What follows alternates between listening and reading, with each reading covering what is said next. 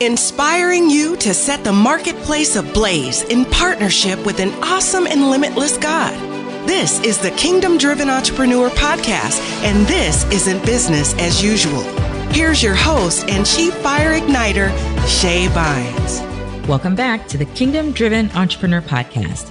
This is your host, Shay Bynes, and our goal here is to inspire you to operate your business completely yielded and in partnership with our awesome and limitless God.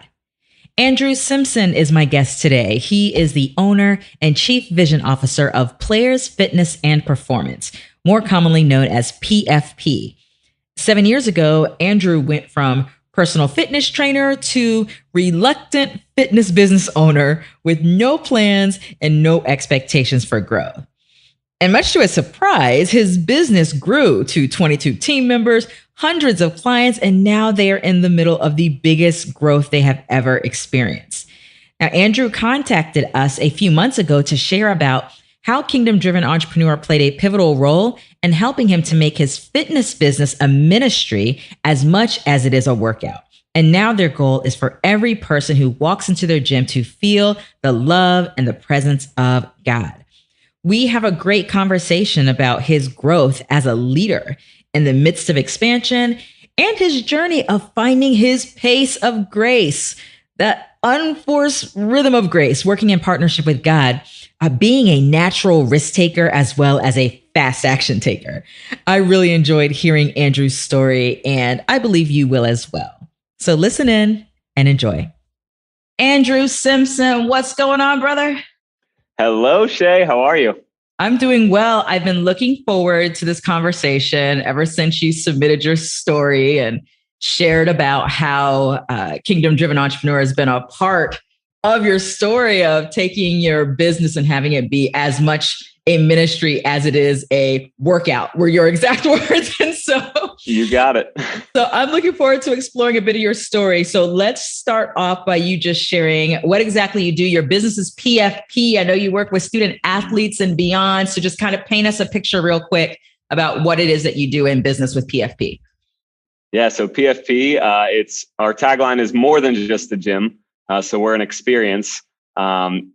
Everything from the customer service that we emphasize, which is kind of unique to the fitness industry, not really known for it, to the actual experience that the athletes and the clients get when they come in our doors. I would say PFP is what we're aiming to do is we're building a life-changing gym that kids and adults love to come to. That's what our mission is. So it's when you walk in our doors, you can find everything from one-on-one mentoring happening in a very organic, environment to people bench pressing.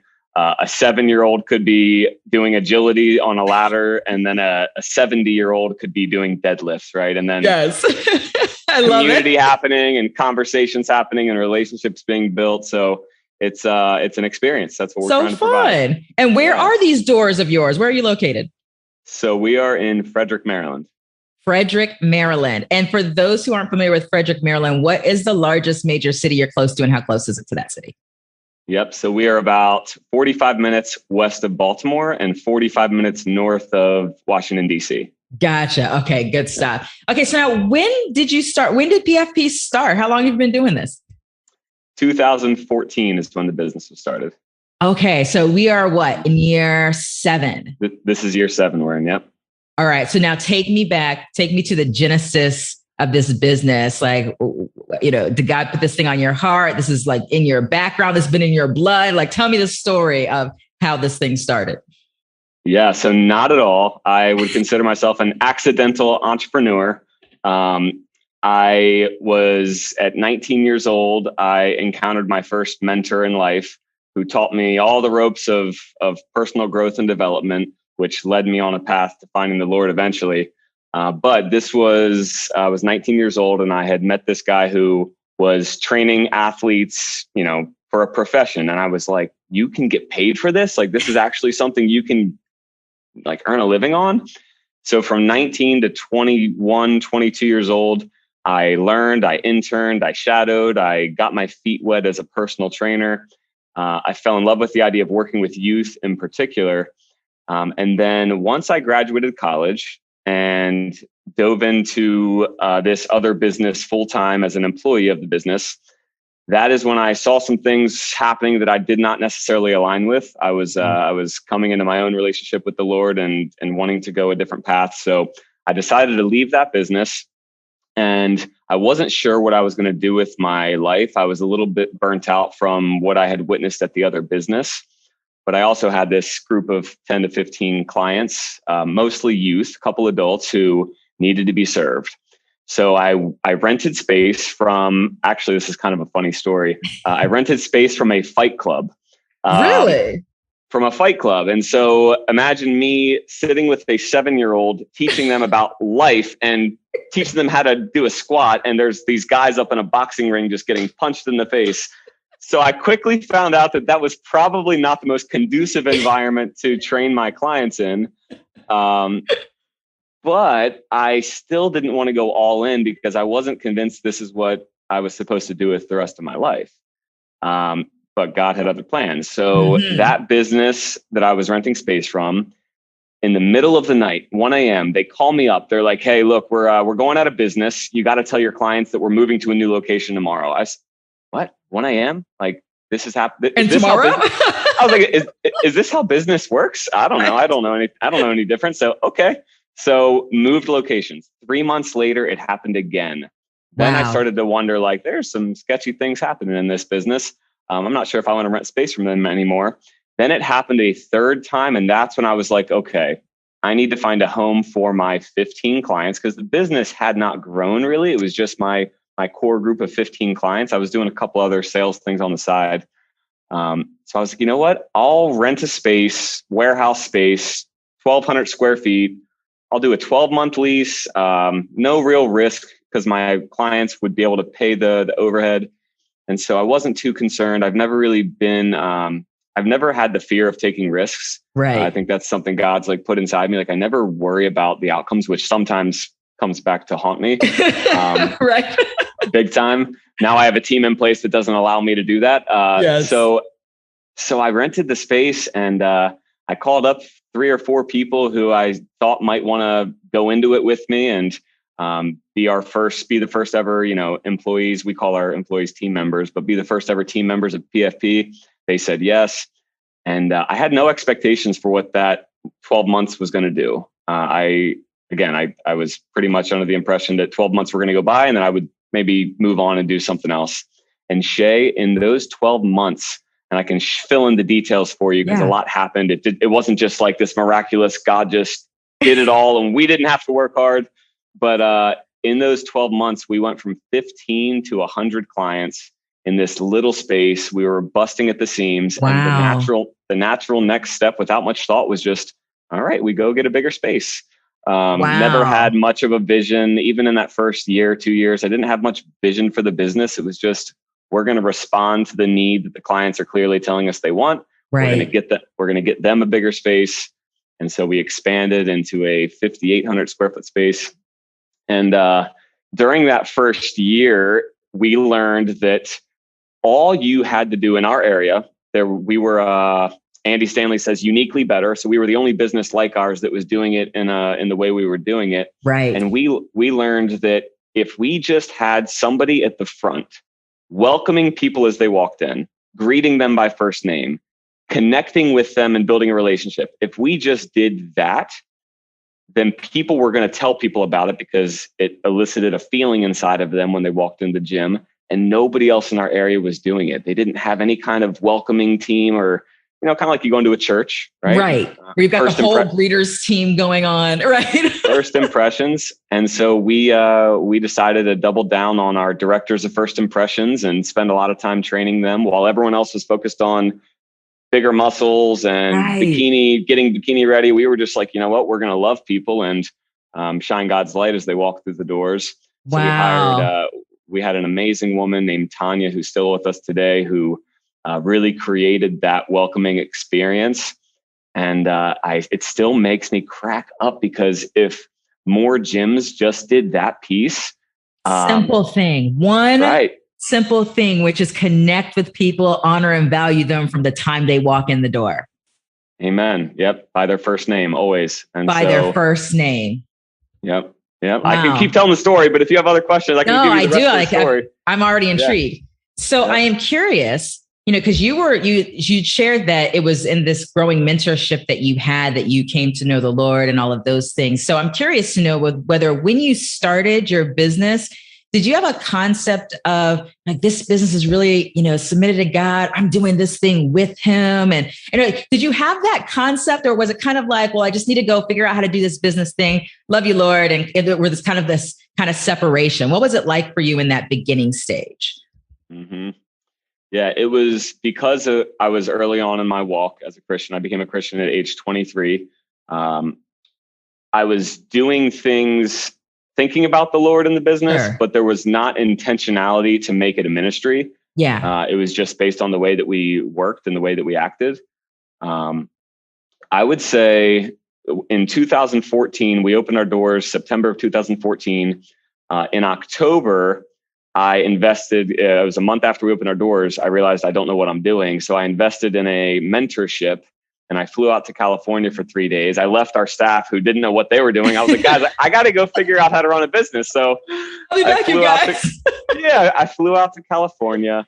I was blessed by the teachings of a man named Todd Durkin, who is a mentor to this day, who runs he has his own business, a gym that is built on Christian values and whatnot.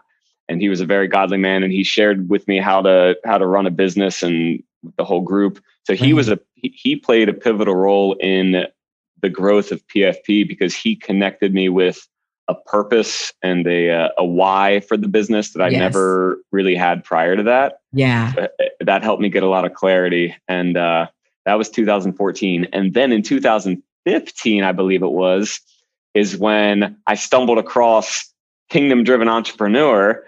And I had never seen a business that told me I could name my price for a course. That was unusual.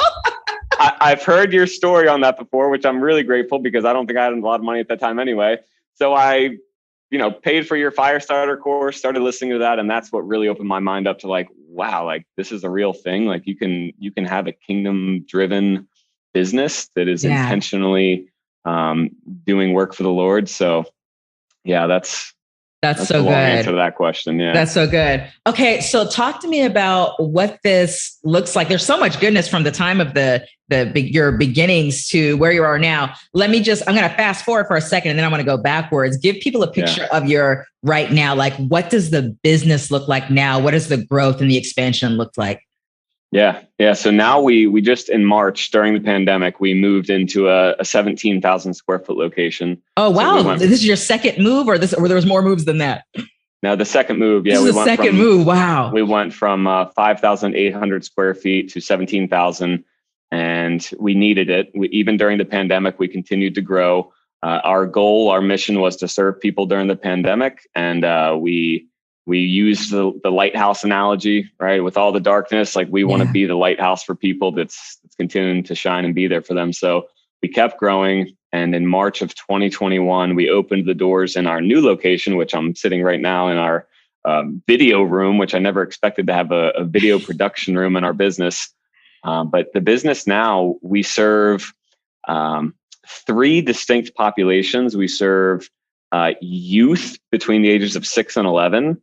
And that looks a lot like combining game. It's like poised chaos. It's like gameplay with fitness, with working hard, developing values. Then we serve a middle school and high school population that's a separate program. And then our adult program is basically taking all those parents that are sitting and watching their kids work out and saying, it's your turn now. So we, created that program. And I would say that the working out piece of PFP, the gym piece of PFP, is part of a bigger vision that we have for the business. And we can kind of talk on that as we go through. Okay, very good. I love that. Okay, so now I'm curious. Now, when you made this shift, when you start to have a broader perspective and really a kingdom perspective around what you're doing in the marketplace, I'm curious to know what that looks like. So you're listening to Firestarter School. You've had this foundation of great mentorship. You're listening to Firestarter School is starting to stir some other stuff in you in terms of what's possible, doing this thing with God and partnering with him in the midst of it. I'm curious to know what this has looked like for you as this business owner behind the scenes to say, wait, I have access to like the wisdom of God. Like I can seek God around the operations of my business. I could seek his heart for these people. Like what were some of those beginning shifts and what were maybe some of your challenges of making this shift and doing this with God, whether it be with your employees or just strategic decisions or whatever it could have looked like? Yeah. Yeah. Well, it's always a work in progress, right? I always feel, always. And you can talk to a business that is operating with a kingdom mindset on, quote, a whole different level. And then it's like, wow, we could be doing so much more. But for From us, glory to glory, Andrew. Yeah, you got it. You got it. So for us, well, first off, one of our coaches started, without asking permission, I loved it, started praying for clients on the training floor as needed. Like if there was a client working out and they had a moment where they were connecting, there would be like prayer right there. Wow. And it made me very uncomfortable at first because it's like, if you walked into our gym, there's 120 people sometimes all working out in different classes at the same time. And you look over and see like someone praying over someone. I'm like, how's this going to work? I love it. But should it happen? I don't know. Should not happen? And so we just kind of came to the conclusion through prayer, like we're just going to like let that happen. Right. And we're not going to make a huge deal of it, but we're also not going to not let it happen. Yes. Then that same coach of ours, her name's Stephanie, she asked for permission to start a women's Bible study, a devotional with clients of ours on a Saturday morning, and they would meet in one of the offices. And that grew 8 to 12 people. A few of the women, they became Christians through that group and gave their life to Christ. They came to a Bible study. I want people not to miss what you just said. There's people who came to Christ in the midst of the Bible study, which means they showed up to a Bible study, but they weren't Christians. Right. It was called The Cure. The Cure, which a lot of people, they wanted to know what that meant, right? What is this cure? I could use the cure in some different areas of my life. And then they came and got and encountered the word from this fire starter on your staff. Absolutely. Yep. Beautiful. I love that. Yep. Keep going. I didn't want anyone to miss it. So I it started out with baby steps in terms of like bringing God into the business and being more intentional about it. Right. Yeah. I began praying at the end of meetings, right? At the end of a meeting, I just I actually didn't probably do it the way that you're supposed to. Let's say I didn't like ask the team's permission, like, hey, do you guys mind if I pray? I just would do it. Right. Ask for forgiveness later. I don't know if I would recommend that for everybody. But that tends to be, I'm a D on the DISC personality profile test. So I you just kind of do it and then ask for later. Right. So I would pray at the end of meetings. Our team naturally, so most of our team has always been Christians. So the people that God decided to start the business with and the team he assembled, we naturally gave that vibe off and we naturally started to take steps towards bringing God into the business. Yeah. Our leadership team has always been there. So it's prayer with the team. And for me in my personal time, the way it has looked, I've been more diligent about, in my quiet time, I pray for our team members individually. And I think that's such for me, it's such an underappreciated part that has such big implications that I never realized. Yes. It's not necessarily the stuff you're doing that other people are seeing. It's the stuff that you as the leader, you as the business owner do behind the scenes that could be equally as impactful, if not more. Yeah. Now as a team, actually, something cool that we started doing, it's Wednesday devotional. So from 11 a.m. to 12 noon, it's the only time that we leave the front desk and we take a chance on people walking in and not getting greeted by first name. But we put a big old sign in the front of the gym that says, hey, we are in a very important team meeting. Please, come in, make yourself at home. And then our team goes into the back multi-purpose room and we have a devotional together. We either bring in a guest speaker, we watch a YouTube video from a pastor. And so that's been pretty neat. It's called Chick-fil-A Wednesdays. We bring Chick-fil-A in Chick-fil-A Wednesdays.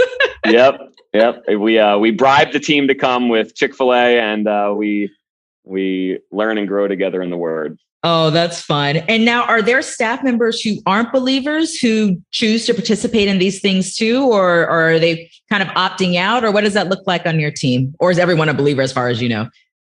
No. So in our hiring process, that's where it starts. Obviously, we're pretty clear about, hey, we pray before team meetings. Is that okay with you? Here are our core values that are very leading towards our faith. Yes.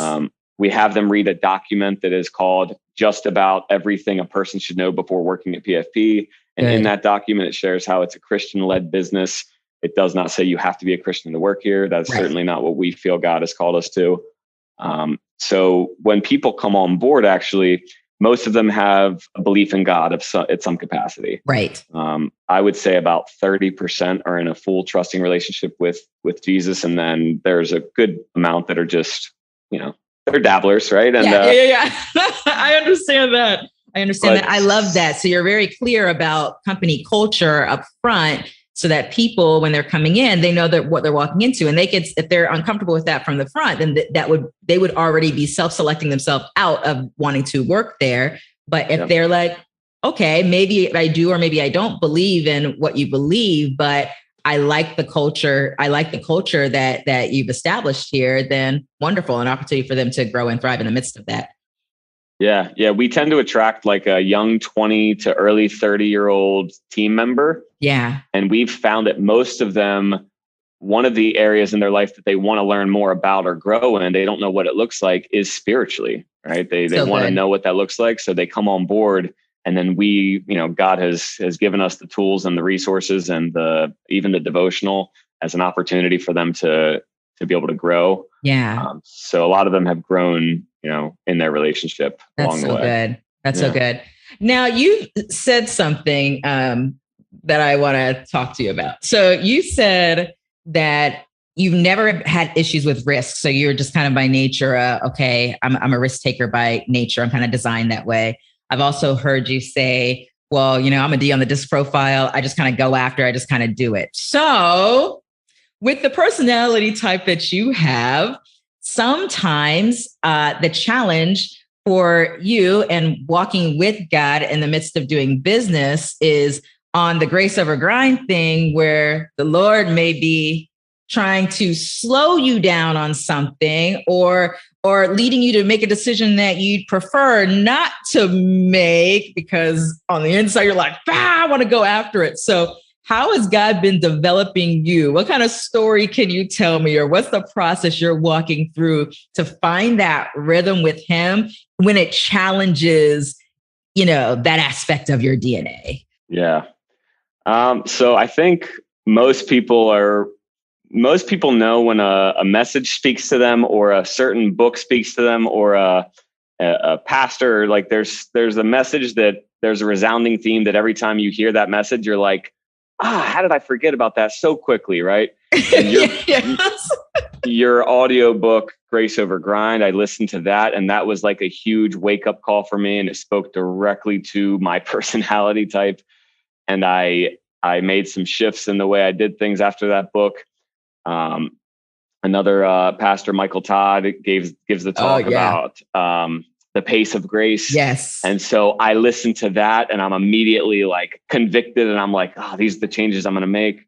I hear a pastor talk about margin and whatnot. And then, so all of those types there was a theme, right? There was a theme going on that you were hearing. There's always a theme. So I think I tend to, with my personality type, I tend to make some drastic changes when I hear these messages, or when I realize these things, when God gives me these insights about how I need to change.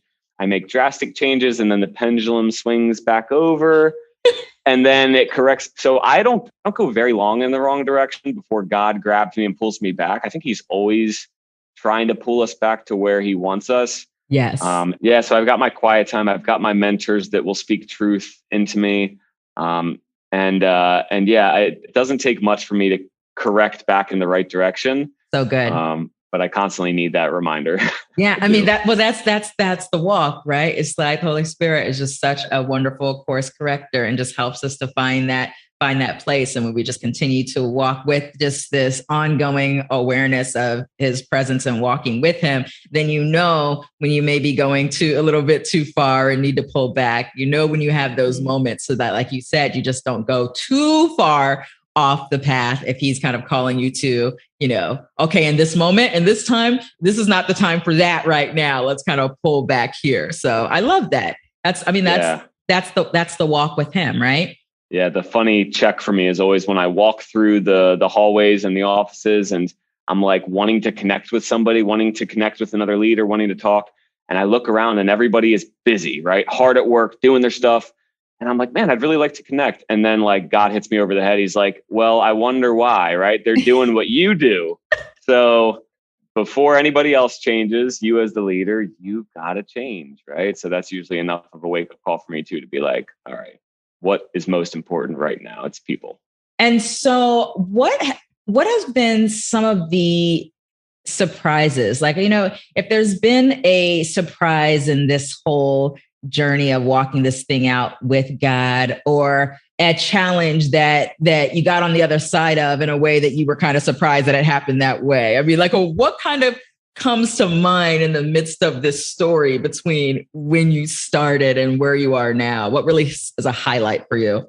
Honestly, Shay, it's all a surprise for me. Like, because again, I don't spend so much time thinking about like the way long future vision. Yeah. So as a result, like every step along this journey, I'm like constantly in awe of what he's doing. I would say some of the surprises have been like I never expected to have, we've got a team of 25 people right now and growing. Like I didn't really expect that. I didn't know what it was going to be like to give up control at the speed at which I feel like right now I'm giving up control. Yes. It's one thing to give up control of tasks, but giving up control of people, right? Other leaders, building other leaders, and then they're the ones leading other people. Like that's to me, it's a big deal, right? It's a huge stewardship when you're a shepherd over people. And so I've been surprised at that journey and how challenging it has been to give up control. Craig Rochelle gave a great talk at the Global Leadership Summit last week about as leaders, you have to be able to endure PUC, pain, uncertainty, and chaos. And that last one, the chaos, is what stood out to me so strongly of like, you actually have to intentionally, like, even if you see it, like you have to intentionally, a good leader lets chaos happen, has trust in their people, right? And trust that, ultimately God's in control of the business. So yeah, I guess those are some of the things. There's been a lot of other great surprises that would be, I would say, more positive along the way. I didn't know how that's hard the one you're in the midst of right now, is just that growth, allowing, it's just allowing failure in many ways, right? Just allowing people to not get everything right or not do it exactly the way you would want it done or hoped it would get done or would have done it yourself, and allowing people to grow and helping lead them in the midst of that. Absolutely. Because it's so counterintuitive, right? If you're the person that started the business and you know all the ins and outs of it, at least you think you do, right? you know the way everything is supposed to work. And then you kind of glance around and see that things aren't working the way they're supposed to. Like it's right. The intuition is, I'm going to go fix this. Yeah. And if you do it enough times, you'll discourage some really great people and they'll get fed up with you. Right. So, I didn't anticipate how hard that would be to do that. And that's definitely, you're right. That's the season we're in right now. Yeah. Now, something that was interesting that you said was how you say you've never really looked at this thing too far out. You just kind of hopped in, started, and when things grew, you made an intentional decision years ago that you were going to focus in on people. You found that that the unique thing about your business was that you actually called people by their first name and greeted them in the front. You guys leaned into that. You grow, you get into another space. Now, but you were always doing this in response to what was happening to the business. I'm curious to know whether you're still in this place where you are, is God giving you highlights, or are you dreaming out further now? Or you even now still, are you in that space of just, wow, I didn't expect that we were going to see this, and kind of responding to what's happening and allowing those things to just kind of prompt the vision along? What space are you in right now?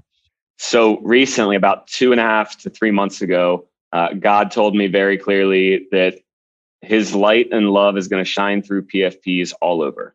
And I don't know exactly the way that looks, but we feel called right now to, by the end of next year, that God wants us to open up a second facility. So we're going to open up a second facility.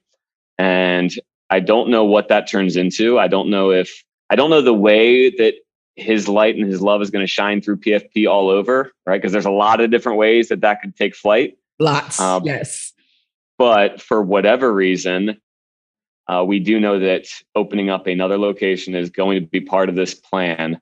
So that's where we're at right now. And as soon as we put that stake in the ground and listen to that call, I mean, it opened up a whole bunch of, opportunities and things that we now know the steps we got to take to get there. Yeah, that's so good. So is there anything that's a challenge for you right now? I know the people thing and the allowing, the trust and the growth, but even when it comes to expansion, is that something that you're naturally just like, oh, this is great, I'm ready to go? Or are there things that you're having to work through on the inside, even with the expansion of kind of where you're headed, and then not knowing exactly what that thing that the Lord spoke to you about looks like? Is there a space of discomfort and challenge in that, or how do you kind of walk that out? There's a space of discomfort. There's a space of doubt that sets in and I was just talking with my business coach about this the other day. It took us 6 years to get to where we are in this location it's a local business, right? It's a local gym.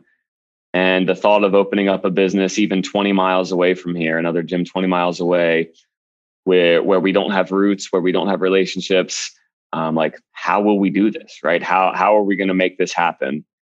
So those questions come up, right? I do believe we can do it, right? I'm confident that God's going to be able to do it, and he's opened up the door for a reason. But that would be what the doubt that comes up in my mind the most that I work through is like, how's this going to work, right? Is it going to take us 6 years to get to where we are in that location? Because that wouldn't be a great thing. Yeah, so definitely the expansion, financial discomfort. I never, again, like for me, for some reason, God has given me open hands on that. Like, I don't worry about that quite as much. I know that there's so many possibilities for that. I think it's just more will that location be as successful as this one? Will we be able to accomplish what we've accomplished in this one? And that comparison already of what will that second one look like? Yeah, that's so good. So there's the mystery behind that, but you just kind of embrace it and keep going forward. You don't know all the answers. You're not going to know all the answers, but I already heard you say that. You said something really key, which was when you made the decision. You said, when we made the decision that this is one of the steps, you saw God move in the midst of that. And you saw how things began to come together and just kind of confirm that. And you started to see things orchestrated. I might have said more than what you said, so you can correct me if I'm wrong, but that's what I was hearing as you were saying that. Yeah. Yep. That was definitely it. And when I shared that, it was very interesting though, Shay, because my natural inclination was share with our leadership team what this vision was, and then share it with the whole team. And I started to do that. And during this transition, since we moved into the new location, we've adopted EOS, Entrepreneurial Operating System, through the book Traction. Yep. And that was absolutely needed because my personality style as a business leader is whatever I'm feeling and thinking and whatever I hear, like, we're going to turn the bus that way, or then we're going to turn it to the other side. Right. And the EOS that we've implemented is a system to operate our business on, right? So it's less about what Andrew's thinking and feeling, more about so it's helped a lot. Good. And we had a guy facilitating one of the implementation days for us to get that system going. And prior to that meeting, him and I were talking, and I said, yeah, I'm going to share with the team the new vision. And he said, hold on. He said, why don't we ask the team what their vision is for the future, since they're building this thing with you? And that was a wake-up call to me of, you know what? That's powerful. Yeah, big time. Because sometimes as the leader, you feel like you're the one that's supposed to have the vision. You're the one that's got all the ideas, and you don't allow your team to be part of that. So interestingly enough, as we sat around the table and talked about the vision, the majority of the team, not everybody, but the majority of the leadership team that was there, 6 of us, had said, you know what, I think we're supposed to have multiple locations. I think what we're doing here is supposed to be in other counties, and places should benefit from it, just like Frederick has. So wow. Yeah, that was a powerful So that was really learning. confirming in your heart, because that's already where you were sensing was going to be the direction. Yet, and now you had a whole team of people that were, believing the same.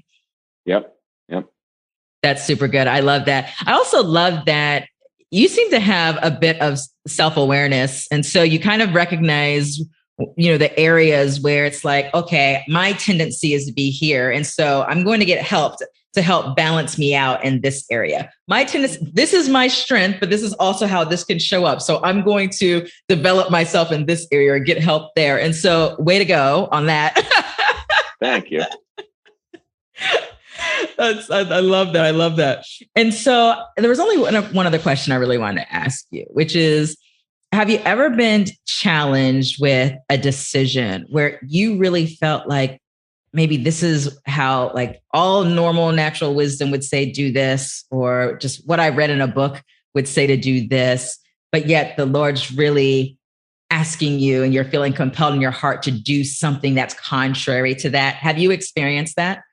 I would say not. There's not a big decision that comes to mind. I'm facing a couple really big decisions right now, currently with the business. And as I'm facing these decisions and potential opportunities as we expand, do we bring on a partner? Do we not?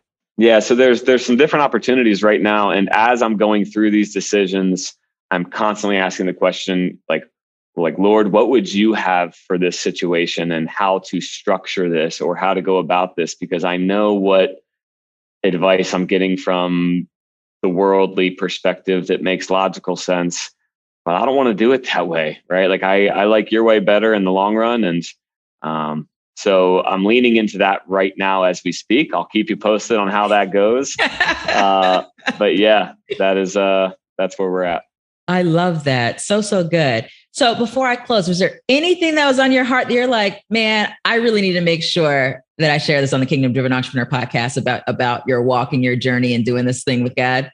I think if as somebody like me personally, I want to make sure our business is a ministry, and I believe that is why we're here. So with that, I'm trying to keep the ratio of what goes into my mind more kingdom driven than worldly driven. So good. So I love all of the traditional business books out there. I love all of the personal growth people, all the leadership experts, and I love listening to them. But right now I'm really trying to be intentional about the majority of what goes into my mind is getting me to think and act like a kingdom driven entrepreneur. Yeah. For us personally, and for me personally, it's really, really important that what goes into my mind is what I want the fruit to be eventually. And I'm very influenced by the books that I read and the people that I listen to and the videos I watch. So I want to make sure it's that. That's good. Good stuff, Andrew. I appreciate you sharing your story with us today. Just super good stuff. And I'm excited for what is to come over these next months and years for PFP. PFP, by the way, stands for what?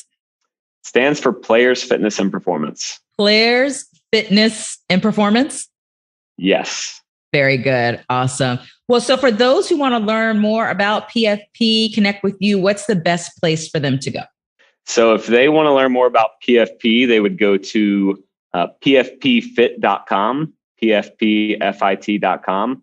If they want to learn more and connect with me, it's andrewjsimpson.com. I did write a book as well that's all about youth coaching and parenting, and that's a whole different part of my my mission, restoring godly values to a broken youth sports world and a youth world that needs strong leadership and mentorship. And then I'm on social media too. So Andrew Simpson 04 is where I'm most active on Facebook. Very good. Thanks, Andrew. Appreciate you. Thanks, Shay. Loved my conversation with Andrew Simpson today. And now we have Mr. Bynes. What's up, Phil? Hey, Lovey. How you doing? I'm doing well. Talk to me about we should almost have like a segment, like Phil's takeaways, or like Mr. Bynes. I don't know. We might have to think of something. Anyway, what are your takeaways for today's episode? Takeaways with Mr. Bynes, right? Takeaways with Mr. Bynes. Take it away. That's funny. Yeah. Well, I'll tell you what, with the conversation with Andrew, I noticed a theme for myself. What stuck out to me was a theme. And it was a theme about, leadership. So I'm going to title this 4 things to consider as a leader. Okay. And so the first thing I have here is allowing growth in your team means allowing for messy growth. And so what that looks like is, I guess you can even look at this like with your children, right? When you're training up someone in the way that they should go, a lot of times training means you have to give them space to do the thing, right? And when they do it, sometimes it's going to be messy. Matter of fact, most times it's not going to look perfect. It's not going to be ideal, but that's the important part. You have to allow for the training to take full effect. And so that just means that allowing for growth sometimes means that the growth is going to be messy.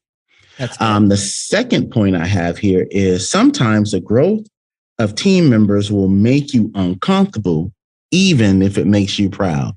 He was talking about a team member. Andrew was talking about a team member that began to pray for people in the facility and hadn't talked to him about it, and how he was proud of it. But at the same time, it's like, ooh, I don't know if we want to do this in the open. But he still left space. He was like, well, let's see how this thing turns out. So he left space for it. And so I thought that was very powerful, because you can actually be proud of somebody, but at the same time, be a little bit uncomfortable with the growth, right? That's true. And so that also kind of leads into the next point. I think your team will do what you model for them, so whatever you're modeling, they'll begin to pick up and do, even if you're not instructing them specifically to do stuff. Right. So he was talking about, for himself, he wants a culture in which they kind of talk, and he was looking for team members to be able to come and just communicate with them and whatever, but they were all running around being busy doing the actual work. And then he realized that, oh, that's kind of what I do. So they're modeling what I do. Right. So, training, when you're training, you can't just tell people what to do. Right. It's what you're modeling. They're going to wind up doing. So, right. It reminds me of that expression that more is caught than taught. Yeah, for sure. Mm-hmm. And so, and the fourth point I have is give space for your team to help cast vision, since they will help you to achieve it. And I think that that's really, really powerful, because if they can take ownership in something, they're going to want to see it come to fruition. Yeah. And so that happens when you give space for them to help to create direction for the team. Yeah. Yeah, that's really good. Those are some good takeaways. I like that. And I'm really looking forward to having him come back. This is going to be an interesting update episode when we do one. I'll wait several months, but this will be a really good thing to do. Actually, I'm going to shout this out while we're doing this. You guys, I love having conversations. I mean, I interview and have these conversations with a variety of business types. And I'm putting a call out for those of you who are kingdom-driven entrepreneurs, walking this out, doing business in partnership with God, who have these brick and mortar businesses, like a local business, in a facility, that type of thing. I need more of those types of folks to talk to, because there are some unique aspects of your walk and your partnership with God that we want to be able to explore and share with the community at large. So this is an open call for you guys. If you want to share your story of what it's like to do business in partnership with God with your local business, go to kingdomdrivenentrepreneur.com. And on the podcast page, you'll see that there's a link there where it says, share your story with us. So if you want to submit your story and be considered for a conversation on the podcast, go ahead and submit it. Would love to talk to you. So anything, Mr. Bynes, before we head out today that's on your heart to share, or are we good? No, I think we're good. All right, we're good. You guys, make sure, I'm not sure that the website is ready, because at the time that we're recording this, so I'm not going to shout out the link yet for our upcoming event. But you guys, if you want to make sure that you know all the things that are going on in the kingdom-driven entrepreneur world with our events and programs and other resources, make sure you go to kingdomdrivenentrepreneur.com/connect. And we Also hope to see many of you at our upcoming KDE Live virtual experience coming up on October 8th and 9th. And if you're on our email list, you'll actually get the information and be able to do early bird registration for a really great price. So I think that's it for right now. So we will talk to you more next week on the next episode of the Kingdom Driven Entrepreneur Podcast. Take care and God bless. Thanks for joining us on the Kingdom Driven Entrepreneur Podcast. If you've enjoyed what you've heard today, we encourage you to subscribe and spread the word.